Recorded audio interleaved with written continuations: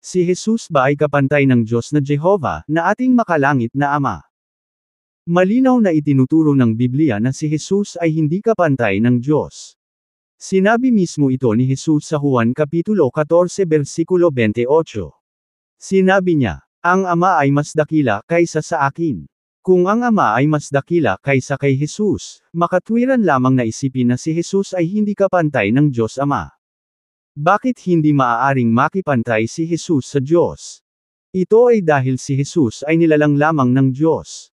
Pansinin natin ang mga talatang sumusuporta rito. Sa Biblia ay kinikilala si Jesus sa titulo o bansag na ang karunungan. Ito ay isa sa mga titulo ni Jesus noong nasa langit pa siya kasama ng Diyos, katulad ng ating mababasa sa Kawikaan Kapitulo 8 versikulo 12, 22, 23, 30. Kung mapapansin natin sa Kawikaan Kapitulo 8 versikulo 12 ang nagsasalita rito ay ang karunungan, na kung babasahin natin ang unang Korinto Kapitulo 1 versikulo 24 ay tumutukoy ito walang iba sa ating Panginoong Hesus. Pansinin ang sinabi ni Jesus dito sa Kawikaan Kapitulo 8 versikulo 22 hanggang 23 patungkol sa kanyang pag-iral. Ito ang kanyang sinabi, "Si Jehovah ang gumawa sa akin bilang pasimula ng paglikha niya, ang pinakauna sa lahat ng nagawa niya noong sinaunang panahon. Itinalaga na ako mula pa noong unang panahon, mula ng pasimula, mula ng mga panahong nauna pa sa lupa." Sa ibang salin, sa Magandang Balita Biblia, ay ganito ang ating mababasa. "Sa lahat ng nilikha ni Yahweh, ako ang siyang una. Noong una pang panahon ako ay nalikha na. Matagal ng panahon nang anyuan niya ako. Bago pa nalikha at naanyo itong mundo." Sa Juan Kapitulo 17 versikulo 5, kinumpirma rin ito ni Jesus noong nandirito pa siya sa lupa, na siya ay nasapiling na ng Diyos Ama bago pa nilikha ang lupa. Habang nagdarasal, ay sinabi ni Jesus, "Ama, ipagkaloob mo sa akin ngayon sa iyong harapan ang kaluwalhatiang taglay ko sa piling mo bago palikhain ang sanlibutan." Ipinakikita ng mga talatang ito na ang karunungan na si Jesus, ay ang pinakaunang ginawa o nilikha ng Diyos Ama na si Jehovah.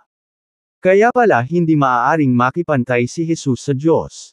Ito ay dahil si Jesus pala ay nilalang lamang ng Diyos. Hindi maaaring makipantay ang isang nilalang, sa Diyos na naglalang o lumikha sa Kanya. At dahil nilalang lamang si Jesus, hindi natin maaaring sambahin si Jesus bilang ang Diyos na makapangyarihang sa lahat. Ang pagsamba sa isang nilalang ay ipinagbabawal ng Biblia. Ganito ang pagpapaalala sa atin ng Roma Kapitulo 1 versikulo 25. Tinalikuran nila ang katotohanan tungkol sa Diyos at pinalitan ng kasinungalingan.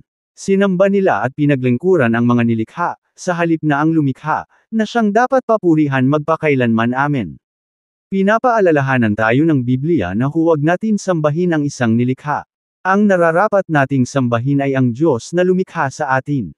At dahil si Jesus ay ang siyang unang nilikha o ginawa ng Diyos, hindi natin siya dapat sambahin bilang ang tunay na Diyos. Binigyan tayo ni Jesus ng ehemplo o halimbawa kung paano natin sasambahin ang Diyos.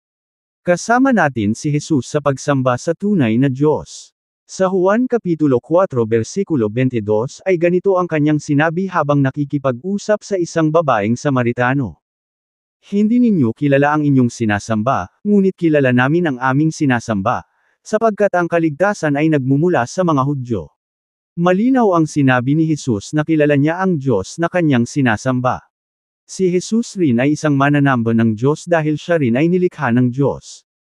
Kaya samahan natin si Jesus na sambahin ang tanging tunay na Diyos, walang iba kundi ang Ama, si Jehovah. Sabay-sabay nating sabihin ang mga salita ni Jesus sa Mateo Kapitulo 6 versikulo 9. "Ama naming nasa langit, sambahin nawa ang iyong pangalan.